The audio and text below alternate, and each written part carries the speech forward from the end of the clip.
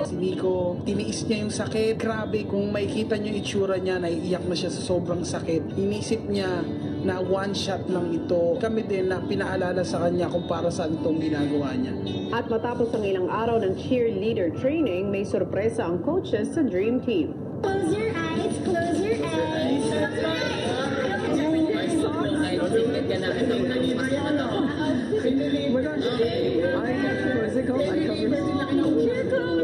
Everybody, open your eyes.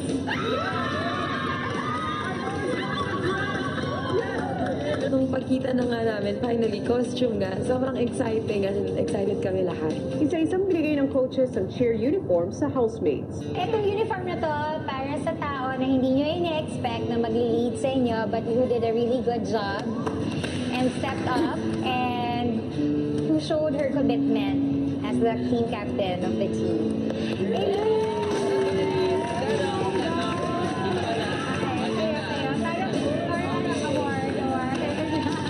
Okay, Moy, stand up. Congrats. Dito. Okay, next.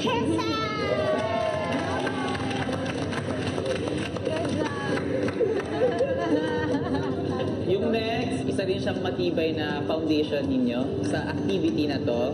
Never ko rin siyang nakitaan na nag-complain. Nico.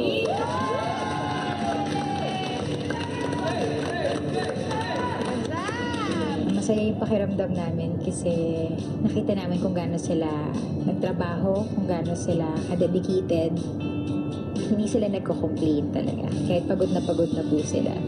Sobrang nakaka-proud talaga na improve na talaga sa ganong kabilis na time. At nang si Jean Rinang binigyan ng uniform, I feel na nahirapan talaga siya. But today when I saw her, nakakataba ng puso. Kasi I didn't expect that she was gonna work really hard to get all these things para matulungan niya yung team niya. Very, very good, Jenny.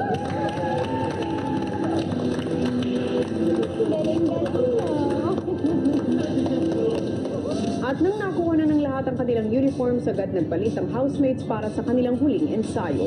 1, 2, 3, 4, 6, 7, 8. Tinuro nila sa amin lahat ng hard work po, tsaka ng lahat po ng pain. Alam na po namin yung skills na tinuro nila. Yun po yung simbolo po ng pagbigay ng uniform po, kuya.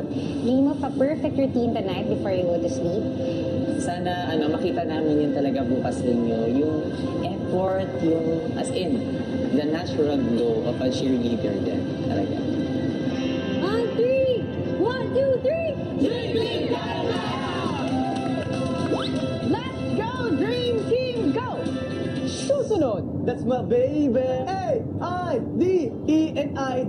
That's my Aiden. That's my Aiden. Huh.